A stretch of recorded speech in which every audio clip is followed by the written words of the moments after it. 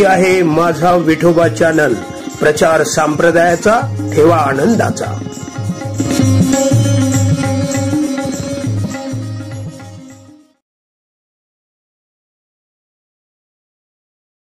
एका हिंदी कवीनं गोड म्हटलेला आहे, यही भूल मैं बार बार करता रहा, यही भूल मैं बार बार करता रहा, धूल मेरे चेहरे पे थी मैं आईना साफ करता रहा.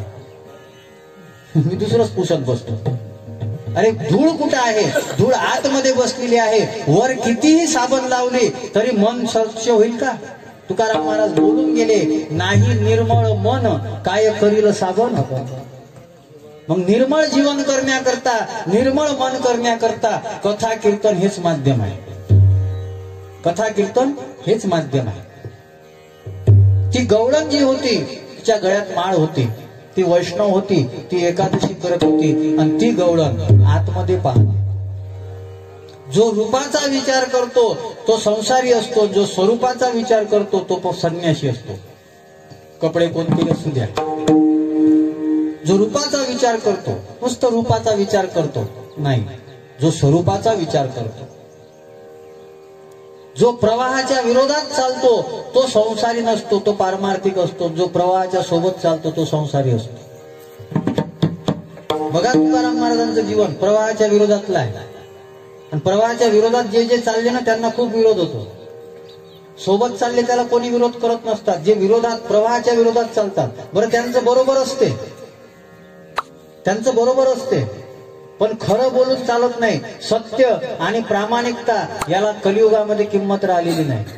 मजा देखा मियां सच बोलने का, जिधर तू है उधर कोई नाही. खरं जर तुम्ही बोलत असाल तर तुमच्या मागे कोणीच उभं राहत नाही. तुकाराम महाराजांना, ज्ञानेश्वर महाराजांना आधी करून संत महात्म्यांना त्रास होण्याचं कारण काय होतं?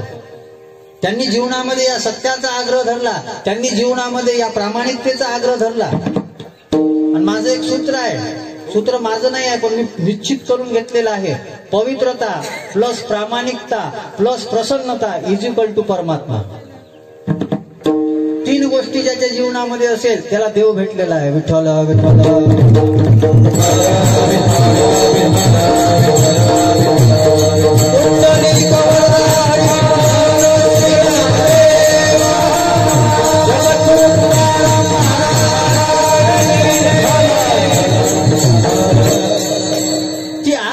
पाहते, आणि आतमध्ये पाहिल्यानंतर तिला काय दिसते?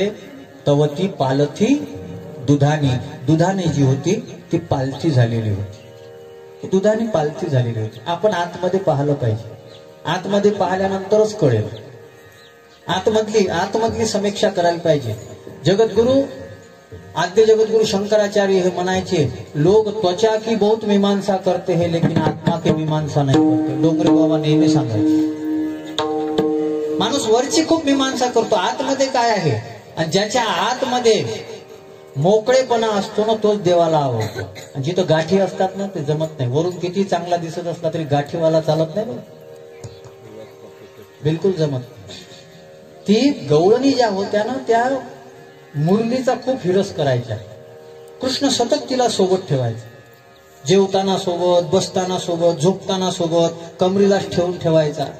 एक दिवस सगळ्या गवळणी गेल्या, आणि त्या सगळ्या गवळणी गेल्या, आणि गवळणीने त्या बासरीला एकटं पकडलं, आणि त्या बासरीला विचारू लागले, हे बासरी, तू कोणती साधना केली ग?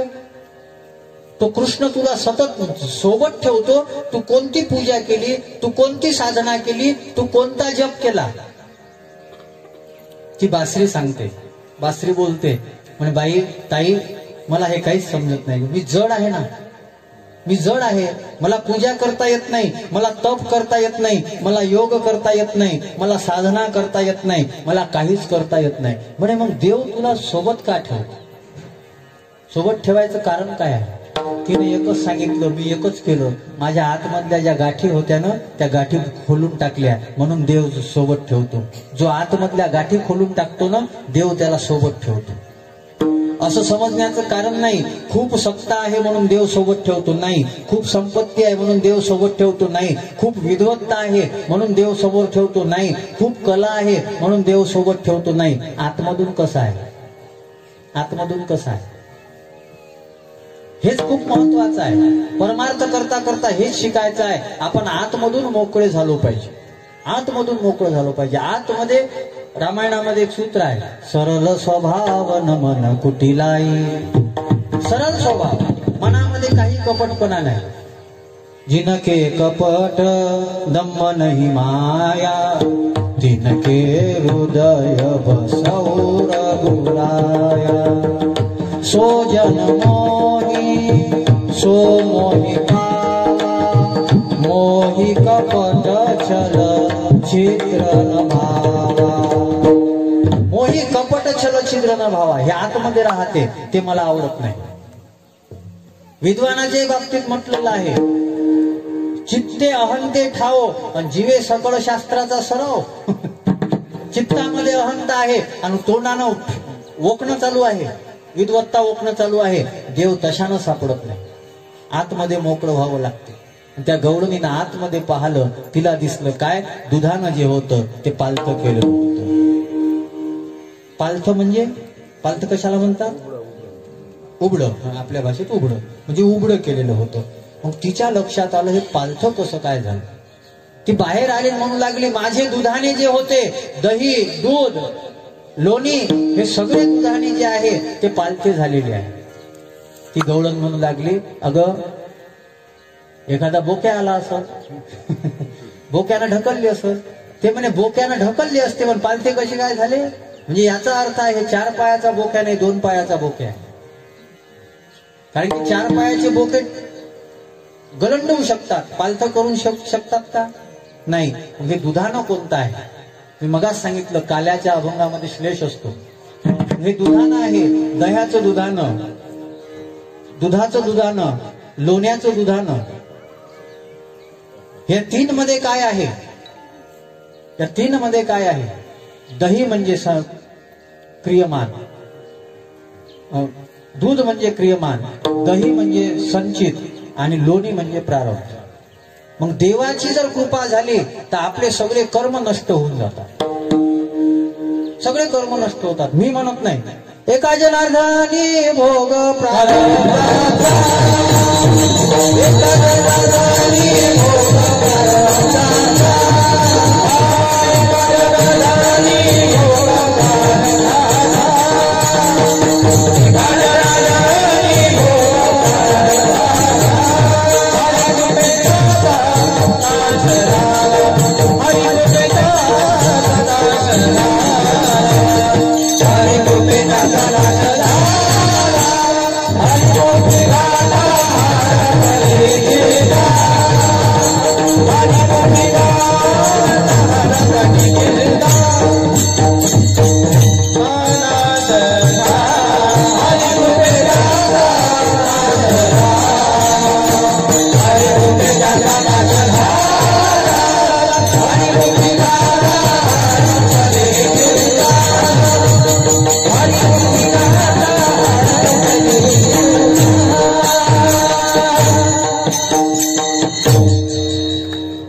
बाबा हरिपाठामध्ये म्हणतात, एका जनार्दनी भोग प्रारब्धाचा, जळते संचित ऐसे आहे धर्मनीत. भक्ताला देवानं जर कृपा केली, देवानं जर कृपा केली तर त्याचं सगळं कर्म तो काढून घेऊ शकतो. तसं कर्म नष्ट होत नाही. कर्म न भुक्तम शियते कर्म जन्म कोटी शतेरपी. कर्म भोगल्याशिवाय संपत नाही, पण देवानं जर कृपा केली तर काढू शकतो. त्या सुदामाच्या चरित्रामध्ये उल्लेख आहे, त्याच्या प्रारब्धामध्ये धन नव्हतं, पण देवानं प्रारब्ध मुष्टीभर पोह्यासाठी गाव सोनियाचा दिला गा. करू शकतो. भगवंताचे जे 10 अवतार आहेत ते दुसऱ्याचं कर्म आपल्याकडे घेणंच आहे. अंबऋषीसाठी जन्म सोशिले ते 10 अवतार, अंबऋषाला जर दुर्वासानं दिलेला जो शाप होता त्याच्याकरता भगवंतानी ते कर्म आपल्याकडे घेतलं. भगवान कर्म आपल्याकडे घेऊ शकतो किंवा दुसऱ्याला वाटून देऊ शकतो. पण हे जे दुधाने आहे, हे दुधानं त्याच्या कृपेशिवाय होतच नाही. ती गवळण बाहेर आली, म्हणे हे कोणी 4 पायाच्या बोक्यानं नाही, 2 पायाच्या बोक्याने हे केलं. आणि नुसतं हे केलं नाही, चोरी झाली, चोरी झाली. कोणी केली, मदिनंदाची या पोरे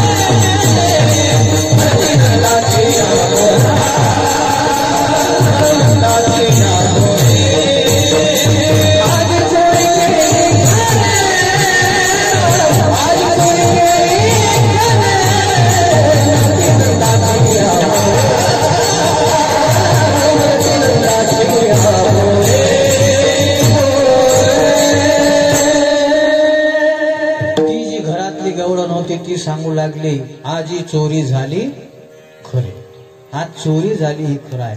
ती गवळण विचारू लागली कोणी केली, कोणी केली? ती म्हणते मी म्हणत नाही, लोक म्हणतात, म्हणती नंदाची.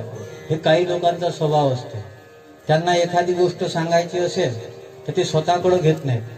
ते म्हणत होते राजीवराव साहेब असे, ते म्हणत होते पाटील साहेब असे, यालेच मनाचं असते बरं भुजगावण्याले, पण ते दुसऱ्याकडे ढकलते. काही लोकांना अशी सवय असते, हिलाच म्हणायचं होतं कोणा चोरी केली, नंदाच्या गाठ्यानं केली. पण ती म्हणू लागली म्हणती नंदाची या पोर, नंदाच्या पोराने ही चोरी केली. एक जण म्हणे का ग तू असं का म्हणतो? म्हणती नंदाची या पोरे, ह्याच्यात दुसराही अर्थ आहे ना. लोक म्हणतात बा नंदाचं पोरग आहे, आम्हाला काही भरोसा नाही.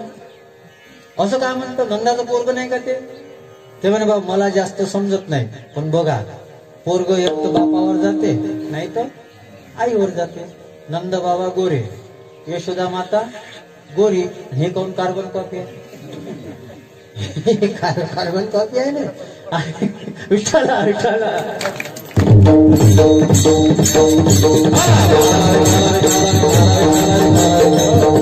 वराडी आहे हो महाराज, आता सहनकर लागते. आमचे वराडातले लोक आहे, वराडी भाषा लवकर समजते त्यांना. म्हणजे हे काऊन काळा आहे? म्हणून आम्हाला वाटते हे नंदाचं पोरग नाही, लोक म्हणतात म्हणती नंदाची या पोरे. असे कृष्ण चरित्रामध्ये बरेच असे गोष्टी आहेत. एक तर उलट आहे, एक तर कृष्णच म्हणतो यशोमती मैया से बोले नंदलाला, राधा क्यों गोरी मैं आला. पण याचा आपल्याला काम झालं. मी दुसरं सांगतोय, हे कदाचित तुम्ही ऐकलं नसेल असं सांगतोय.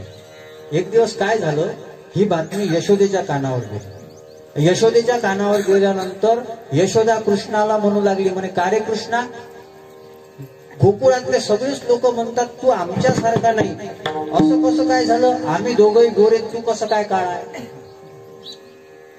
कृष्णाला वाटलं तर सांगावं काय. कृष्ण म्हणे आई त्याचं काय झालं माहित आहे का, माझा जन्म झाला तेव्हा रात्री 12 वाजलेले होते, अंधार होता आणि लोड शेडिंग बी होतं. तेव्हाही असं असणार, आता होत असते अशीच मनात कीर्तनात लाईन जात असत तेव्हाही. म्हणे अंधार होता, लोड शेडिंग होतं, सगळीकडं कालोख होता आणि त्या काळा रंग मला चिपकला म्हणून मी काळा झालो. यशोदा म्हणे तू काळा झाला हे तुले माहित झालं, मला कसं काय माहित नाही झालं? ते म्हणे तू आला हेच तर मला माहित नाही झालं. ते म्हणे माझं येणं असंच असते, मी कधी येतो कधी जातो माहितच पडत नाही, चांगल्याला माहित पडत नाही. म्हणे पण मला का आठवत नाही, तुला कसं काय आठवते, तू तर लहान होता ना. ते म्हणे तुला तुझा जन्म कसा काय आठवते? तो कृष्ण मनातल्या मनात म्हणे आई मला माझाही आठवते, तुझाही आठवते, तो बाप कुठं राहिले तेही आठवते, मला सगळंच आठवते. पण काही गवळण होत्या त्या जराशा समजदार होत्या. एक गवळण म्हणे अगं तसं नाही, तू काही म्हणतो, तुला काही काम आहे का? तेच काम आहे उखंडे पाखडाचे तुला. म्हणती नंदाची या पोरे, नंद बाबाचाच पोरगा आहे ते. मग मी नंदी नंदाचे पोरे याच्यासाठी म्हणतो, ते जे काम करतो ते काम सामान्य मनुष्य करू शकत नाही.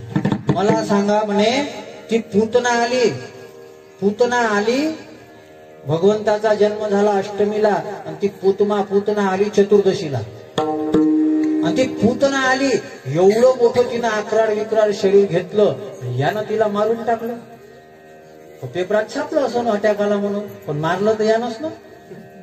मग एवढी मोठी पूतना सामान्य नंदाचं पोरग मारू शकते का? खरं वाटते का तुला हे? ते म्हणे होत असते एखाद्या वेळेस. ते म्हणे एखाद्या वेळेस काय लागल तेवढं सांगतो ना तुला मी, पण माझ्यापाशी टाइम नाही म्हणून सांग, पण तरी एक सांगतोच.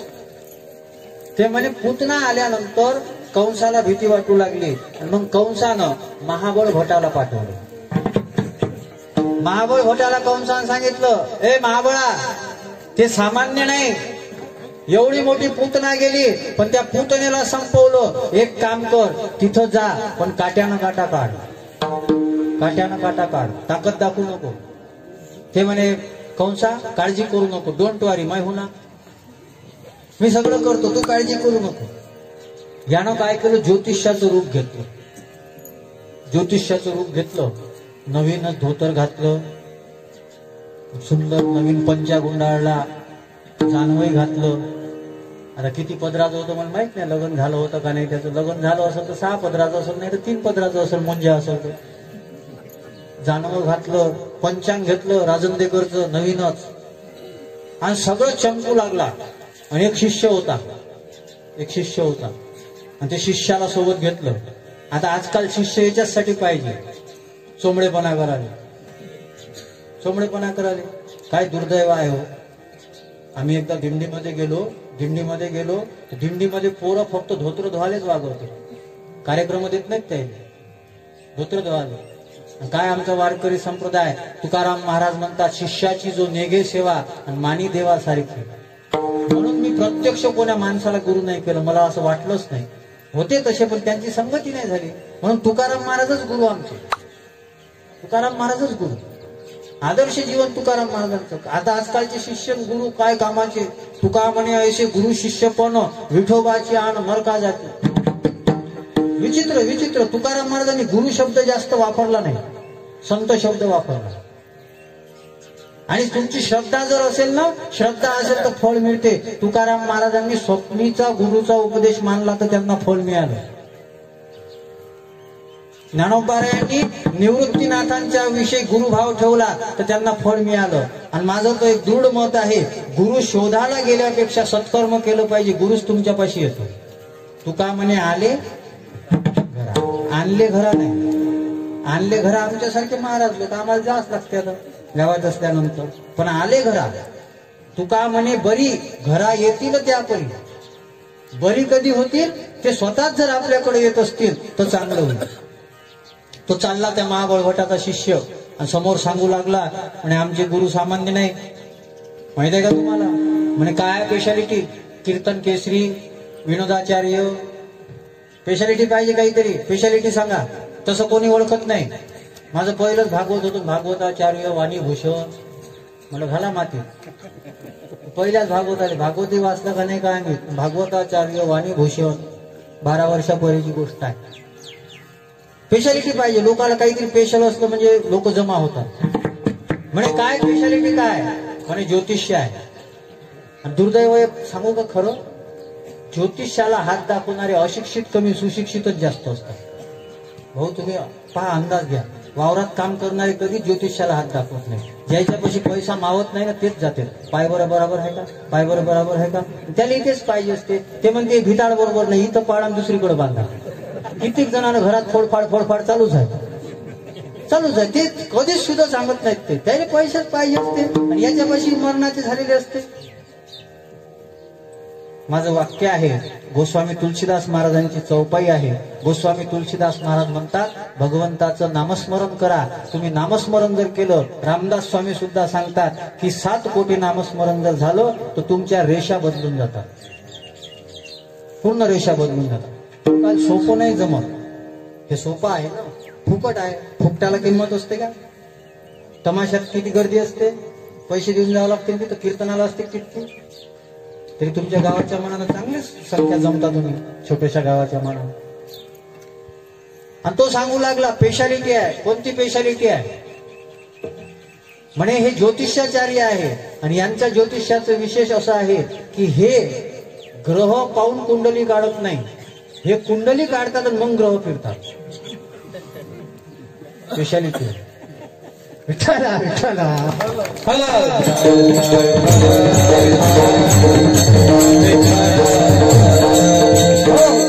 लोकांना तेच पाहिजे. लोक जास्त चमकलं का लोक लगेच आकर्षित होतात. पण एक गोष्ट लक्षात ठेवा, जास्त चमकते ते बेंटेक्स असते, सोनं नसते. चमकीवरून प्रभावित होऊ नये. माझं परमार्थातलं एक सूत्र आहे, कोणाही पासून प्रभावित होऊ नये, प्रकाशित व्हावं. प्रभावित होऊ नये. प्रभाव काळापुरता असतो, पण प्रकाशित झालं पाहिजे. आणि झाले लोक आणलं नंदबाबाच्या वाड्यामध्ये. बाबा बाबा नंदबाबा. नंदबाबा घरी नव्हते. यशोदा बोले बडे ज्योतिषी आए है, काशी से आए है. आणलं नंदबाबाच्या घरा वाड्यामध्ये बसवलं आणि यशोदेनं सांगितलं, म्हणे माझ्या घरी आत्ताच मुलगा झाला, त्याचं भविष्य पाहता का? हा मनातल्या मनात म्हणे त्याच्यासाठीच तर आलो, त्याच्यासाठीच ते सगळं बदल केलं, त्याच्यासाठी आलो. आण तुझ्या मुलाला. मुलाला आणलं. मुलाला आणल्यानंतर मांडीवर घेतलं यशोदेनं. म्हणे बाबा हा माझा मुलगा आहे, पहा भविष्य याचं. त्यानं हात हातात घेतला, डोकं पाहिलं. म्हणे हे यशोदे, मी नाही सांगत. चेहरा बदलून टाकला. ते म्हणे काय झालं? ते म्हणे मी खोटं बोलत नाही, खरं सांगितलं तुले राग येईल, मी सांगत नाही. म्हणे बाबा काय झालं ते तर सांगा. असं कसं मधातच चालले जाता? म्हणे खरं सांगितलं तर तुला पटणार नाही, तुला राग येईल. म्हणे जे वाटते तुम्हाला ते सांगा. ते म्हणे हे मूळ नक्षत्रावर जन्माला आलं आणि हा तुमच्या कुटुंबाचा विनाश केल्याशिवाय राहणार नाही, म्हणून हा तुमच्या उपयोगाचा नाही. तो यशोदेचे चेहऱ्यावरचे भाव बदलले आणि यशोदा म्हणे बाबा तुम्ही असं सांगता, पण गर्गाचार्यानं चांगलं सांगितलं होतं. ते म्हणे त्याला काय समजते, ते कुठे शिकला? गर्ग तो चुकला गणिताशी, त्याला समजत नाही. मी सांगतो ते बरोबर आहे. एक काम कर. काय? एक गड्डा करा आणि याला त्या गड्ड्यात खांदून टाकून द्या. ते म्हणे बाबा माझे नंदबाबा घरी नाही, ते आल्यानंतर आम्ही पाहतो, तुम्हाला मी दक्षिणा देतो. कृष्ण म्हणे आई भविष्य माय पाहायला दक्षिणाही मीच देतो. तो अंधरतच आहे. यशोदा आतमध्ये गेली. आपोआप लॉक झाला. काय मी गोदरेजचं होतं का काय? खुलेच नाही. यशोदा राहिली दरवाजा. आणि कृष्णानं घरातले सगळे जे जड चेतन होते, जड वस्तू होत्या, त्या सगळ्याला सांगितलं. म्हणे महाराज लय दिवसानं आपल्याकडे आले आणि महाराजाची सगळ्यांना यथेष्ट सेवा करा. पोळपाट, बेलणे, पाठ सगळे सेवा करण्यासाठी तयार झाले. पहिले खाली टाकलेला जे पाठ होता त्यानंच सुरुवात केली. तो पाठ आपोआपच वर जाऊ लागला. हे म्हणे काय जॉब लावला का खाली? खाली पाहिजे तर काहीच दिसत नाही. वर कसा काय चालला? मागचा होता तो वर गेला, हा वर गेला आणि समोर जे पंचांग ठेवायला केला तो पुढे गेला. खालच्यानं विचार केला महाराज बरेच वर गेले, एवढा वर गेले तर अहंकार येतील, अहंकार गेला पाहिजे, म्हणून तो पाठ सटकला. महाराज खाली पडले. वरचा डोक्यावर पडला आणि मागचा पाठीवर पडला. विटंबला भट दिला पाठीवरी पाठ. मग पाटाची सेवा संपली. मग दुसऱ्याने सुरुवात केली. पोळपाट, बेलणे जे महाराजाची पजाई लावली. इकडून झोडपा, तिकडून झोडपा, इकडून झोडपा, तिकडून झोडपा. महाराज दिसताना पिवळे होते, आता हिरवे निळेच झाले. ते कसं तरी त्याने विचार केला, म्हणे आता काही बरं नाही, आता पळालं पाहिजे इथून. मग शेवटी त्यांनी उडी मारली का बाज मधात आली. म्हणे चहा घेऊन जा आखरीचा. बाज मधात आली. महाराज म्हणे मला नाही पाहिजे, मी पीत नसतो चहा. ते म्हणे प्यास लागते. बाजीनं पकडलं धोतर पकडलं. यानं धोतराची काळजी केली नाही. हे म्हणे नाहीतरी जैन लोक दिगंबर राहते, आपणही त्याच्यात चालले. काहीच राहिलं नाही अंगावर. जानवे तुटले, पंचांग फाटले, धोतर गळाले ढुमनाचे. सगळं नग्न झाले आणि ते पळत पळत आले. पळत येऊन कंसापाशी आले. कंसाला म्हणे कंसा काट्यानं काटा कसा काढत असते म्हणे त्याला गुरु केलं पाहिजे. तुला मला सांगितलं म्हणे काट्यानं काटा काढ. तू त्याचं भविष्य पाहायला सांगितलं, पण तो भविष्य सांगतो म्हणे शुगर असेल तरी आंब्याचा रस खाऊन घे, पुढचा उन्हाळा पाहत नाही तू, पिकत नाही तू. विठ्ठला विठ्ठला.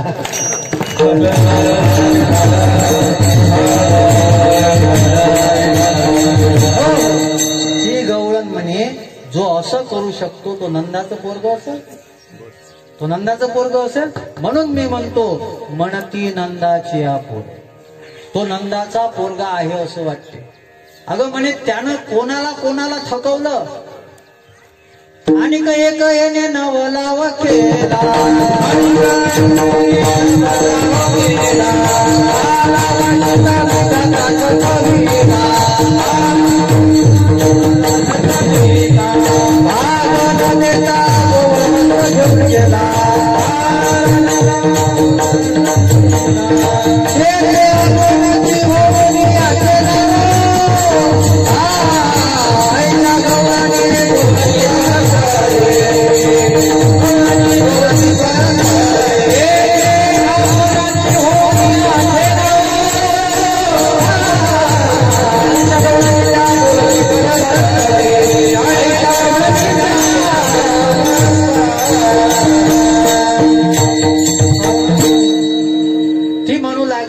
ब्रह्मदेवाला काला दिला नाही.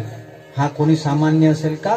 म्हणून म्हणती नंदाची या पोरे. हा नंदाचा पोरगा जरी वाटत असला, हा नंदाचा बाप आहे, हा नंदाचा बाप आहे. एक जण म्हणे असं नको सांगू ग, मी तर्कवादी आहे, मी विज्ञानवादी आहे, मला प्रमाणानं सांग. ते म्हणे प्रमाण 6 आहे पण 3 वापरले जातात. शब्द, अनुमान, प्रत्यक्ष कोणी पाहिलं नाही. शब्दावर तुझा विश्वास बसत नाही, पण अनुमान तर करता येईल ना. हे जे आहे हे त्याच्याशिवाय दुसरं कोणीच करू शकत नाही. अभंगाच्या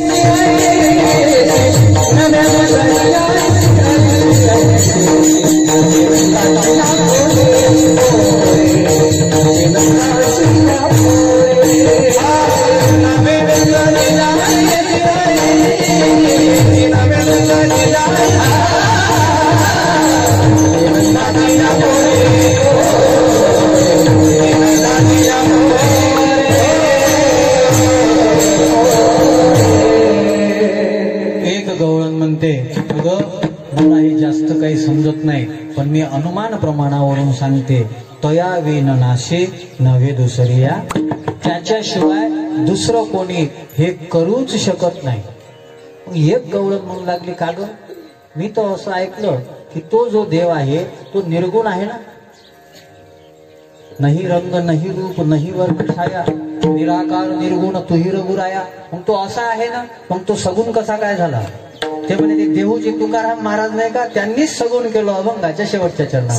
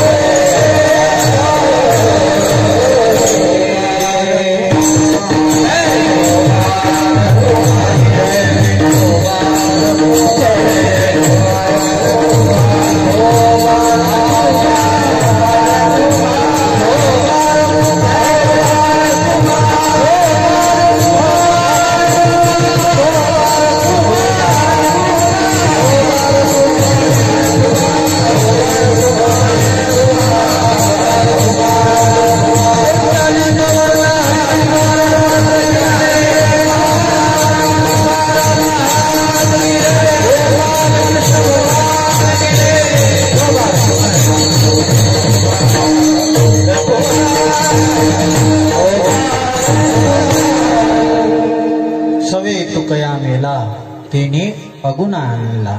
त्याने तुकाराम महाराजांनी, मी कालच तुकोबा या पदाचं चिंतन करत असताना सांगितलं होतं, परमात्मा जो आकाराला येतो आणि लाही रूपावळे करुणीय खळे हरिदाशी, त्या संत महात्म्यांनी यांना आकाराला आणलं असा या अभंगाचा कदाचित धावता अर्थ असावा.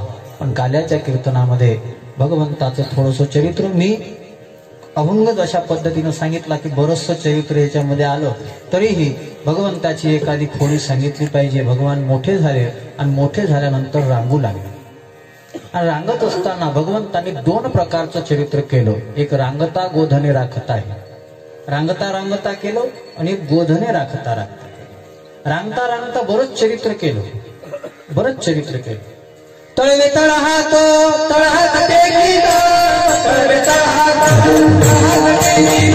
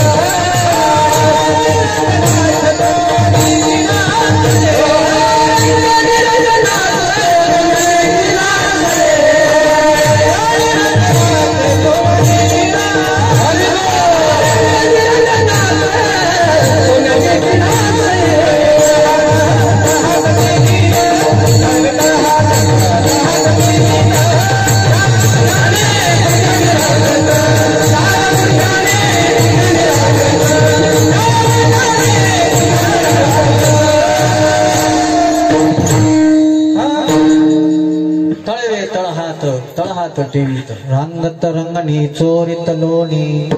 असं करता करता भगवंतांनी बरंच चरित्र केलं. मथुरेतला जो लोण्याचा जाणारा जो माल होता, भगवंतानं सांगितलं की पहिला अधिकार भूमिपुत्राचा असला पाहिजे. राज ठाकरे आता क्रेडिट घेतात, देवाने तेव्हा त्याची सुरुवात केली होती. नोकरी पहिले भूमिपुत्रालाच भेटली पाहिजे. विठ्ठला विठ्ठला. आणि आपला माल ते खातात, ते ताकदवान होतात, आपल्याला भेटलं पाहिजे. म्हणे घरी देत नाहीत ना, मग देत नाहीत तर मग आपण चोरायचं. मग म्हणे चोरी करायची. सगळे गोपाळ तयार केले, एक मंडळ तयार केलं, रजिस्ट्रेशन केलं. रजिस्ट्रेशन केल्यानंतर डोंगरे बाबा सांगत होते, गोपाळ म्हणे देवा चोरता चोरता जर सापडलो तो, पकडल्या गेलो तो, ते म्हणे पकडल्या जाणार नाही. एक काम करायचं, काय, कफल्लम कफल्लम मंत्र म्हणायचं. ते म्हणे देवा हो म्हणे चालते, ते कफल्लम कफल्लम म्हणायचं, तुम्ही पकडल्या जाणार नाही. पण तो मंत्र आज चालत नाही बरं. नाही एखाद्याने चोरी करायला जाऊन कफल्लम कफल्लम, आता कफल्लम कफल्लम, टपल्लम टपल्लम, ढकललम ढकललम, आता नाही चालत. तो म्हणतो तो कृष्णाच्या काळात चालत होता. डोंगरे बाबा सांगायचे म्हणे कफल्लम कफल्लम म्हणत जा. आणि चोऱ्या करायला सुरुवात केली. सापडतच नव्हते बा देव. देव काय सापडतो का एवढा? आणि खूप लोकांनी शहाणपणा केला, म्हणे आम्ही सापडूनच पाहतो नाही. असे कसे सापडत नाही. एकीनं चॅलेंज दिलं, म्हणे माझ्या घरी चोरी करून दाखवा. याला चॅलेंज देणारे खूप आवडतात. ते म्हणे करतोस, थांब तुझ्याच घरी करतो. तिनं काय केलं, वर शिंक्यावरती ठेवलं गाडगं. त्या गाडग्यात वरचं जे होतं त्याच्यात पाणी भरून ठेवलं आणि ते बांधून ठेवलं. त्याला एक छिद्र होतं, वर पाणी खाली लोणी, आणि ते वर ठेवलं आणि त्याच्या खाली ते बास टाकून ते झोपले. बास टाकून ती झोपली. म्हणे आता कसा चोरी करते पाहू. कृष्णानं पहिले पेंद्याला सांगितलं, म्हणे पेंद्या पाहून ये, पहिले आक्रमण करता येते का नाही, बरोबर सर्जिकल स्ट्राईक करून ये, पाहून घे पहिले बरोबर कशी परिस्थिती आहे, नाही तर जाऊ तिथं का आपल्या मागं लागायची झंझट. पेंद्या गेला. पेंद्या म्हणे देवा जमत नाही, लय हुशार निघाली ते. म्हणे काय झालं, खाली झोपली म्हणे, त्याच्या वर बांधून ठेवलं मडकं, वर आहे म्हणे ते पाणी तिच्यात टाकलेलं, त्याच्यावर गेलो तर ते पाणी तिच्या अंगावर पडते आणि ते जागी होते. म्हणे तरी करू, कारण मी काय सामान्य आहो का, चतुर आहोत म्हणे. ती स्वतःला समजत असेल चतुर, पण तिला चतुरी काय तिच्या बापानं दिली का, मीच दिलं ना. जाऊ तिच्यापाशी, चाल पाहू. देवानं आणले बुवा, बाकीची भिजा. म्हणे देवा पकडल्या जाऊनारे, म्हणे काळजी करू नका. दहीहंडी उभी केली, देव झाला त्याच्यावर उभा. एका संतांनी गोड अर्थ सांगितलं, म्हणे प्रयत्नाचा पिरामिड असावा, पण वर देव असला तरच ही सफलता भेटते. वर देव होता, देव गेला आणि पेंद्याला आवाज दिला, म्हणे पेंद्या कमळा. ते म्हणे देवा आचारसंहिता आहे ग्रामपंचायतची, काय काही म्हणतो. अरे म्हणे कमळ म्हणजे कमळाचं फुल आहे. ते म्हणे पहिलेच तर धांदल होऊन राहिली, एक कमळ आलं तर एक कमळ दुःखी झालं ना. कमळनाथ दुःखी झाले ना, खायला नाही द्यायचं.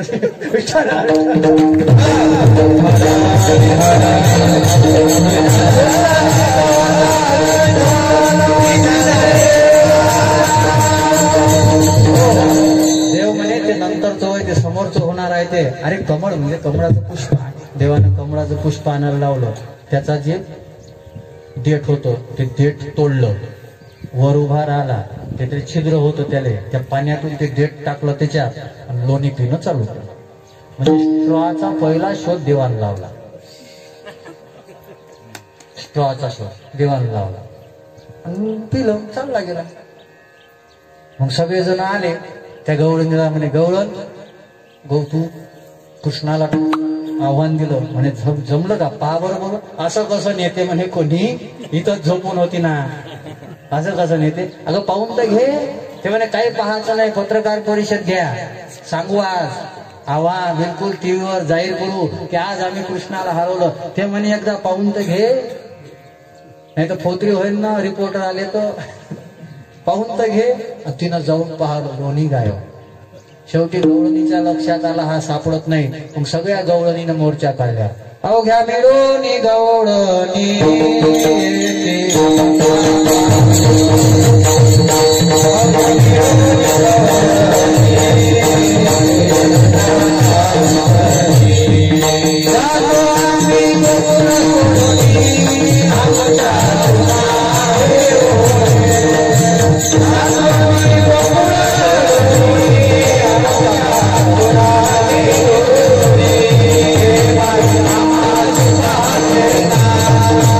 Bye.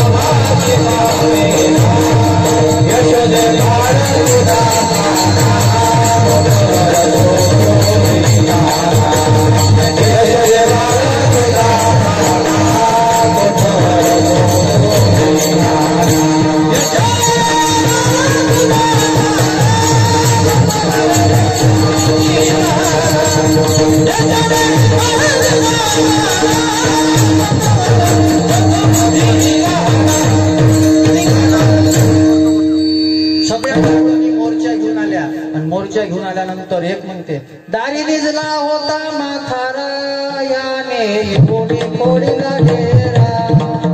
आता मात्र झोपलेला होता, यानं त्याच्या अंगावर ते माडकं फोडलं. यशोदा म्हणे, का रे कृष्णा, तुनं फोडलं का? म्हणे, हो आई, मीच फोडलं. म्हणे, काऊन फोडलं?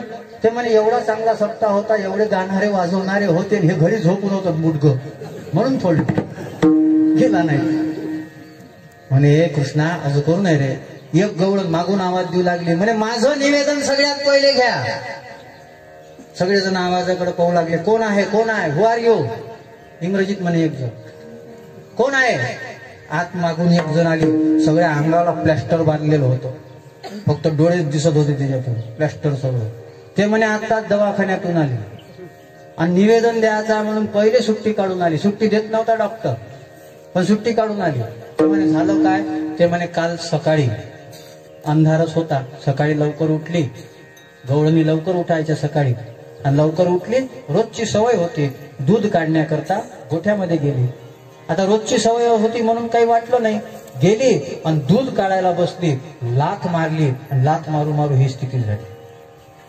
यशोदा म्हणे, मी तुला कशासाठी बोलवलं? माझ्या कृष्णाचं गारानं काय ते सांग.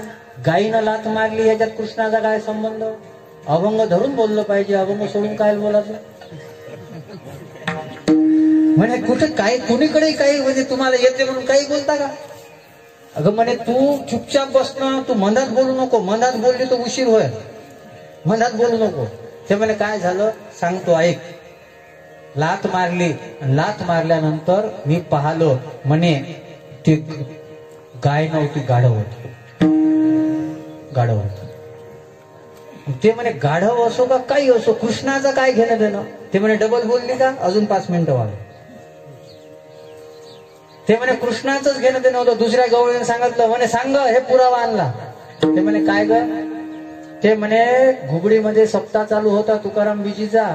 रात्री कीर्तन सुटलं विशाल महाराज बडेचं संध्याकाळी 11:30 वाजता, आणि आम्ही घरी जाता जाता पाहिलं कृष्णाच्या सोबत हे गाढव होतं. मग कृष्णानंच बांधलं. का रे कृष्णा, हे गाढव तूच बांधलं का? म्हणे, आई हो, मीच बांधलं. म्हणे, का बांधलं? जे म्हणे चांगल्या कामाला सहकार्य करत नाही त्याच्या घरी मी असेच गाढवं बांधतो, मीच बांधलं. मग झालं, आता तिला माहित झालं. मग तिथं जे होते म्हणे, मग जाऊ दे, काही हे करू. पण ते दुसरे लोक जमलेले होते ना, त्यानं झोडपलं त्या गवळणीला पूर्ण. ते म्हणे, आता तुम्ही काऊन मारता? ते म्हणे, 3-4 दिवसापासून आम्ही विचार करून राहिलो. म्हणे, दूध काऊन असं लागतं? तुला आम्हाला गाढवींचं दूध पाहिजे, गाढवींचं दूध पाहिजे. आता मात्र नंद आणि यशोदेच्या लक्षात आलं. म्हणे, हे खोड्या करून राहिला आणि आता याला शाळेत पाठवलं पाहिजे. आणि त्या काळची शाळा गाई गोपाळ, गाई गोपाळ, गाई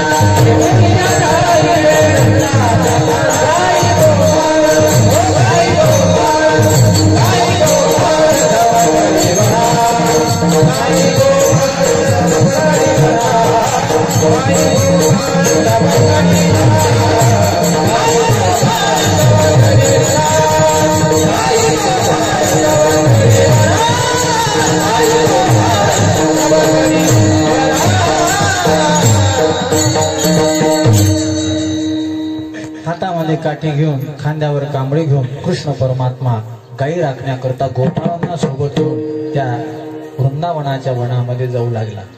आणि गोपाळांना सोबत घेऊन जात आहे. गायी जात आहे, गोपाळ जात आहे. कृष्ण म्हणतो आपल्या गायी चांगल्या आहेत, आपल्या गायी चांगल्या आहेत, त्या इकडं तिकडं जाणार नाही. मग आपण एक काम करू, गायी चरत राहतात, आपण खेळ खेळू, आपण खेळ खेळू. गोपाळ म्हणू लागले, कृष्णा कोणते कोणते खेळ खेळायचे, कोणते कोणते खेळ खेळायचे.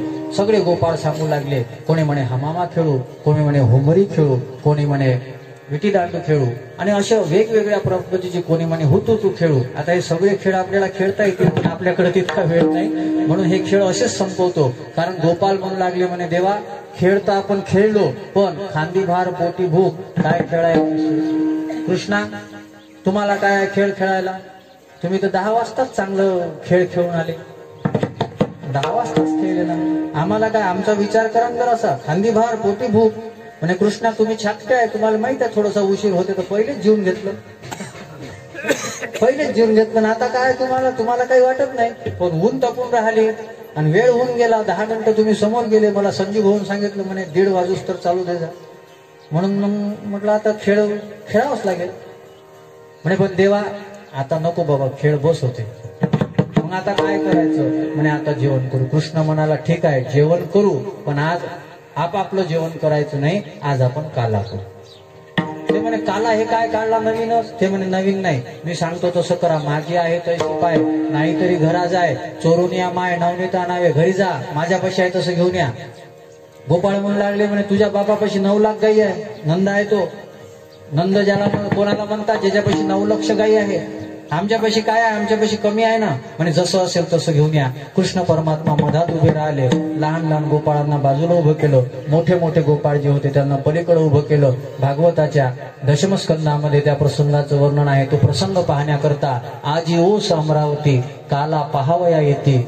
देव काला पाहण्याकरता आकाशामध्ये दाटी करतात. शुकदेव महाराज भागवताच्या दशमस्कंदामध्ये त्या काल्याचं वर्णन करतात. बिभ्रद्वैनोम जठरपटयो शृंगवेत्रेच कक्षे वामे पाणो मृसुन कवलं तत्फलान्निगुलेषु तिष्ठन्मध्ये स्वपरि स्वरोदयो हंसयं नर्म विश्वे स्वर्गे लोके मिशिति बुभुजे यज्ञ भुग्बाल केली कुंडली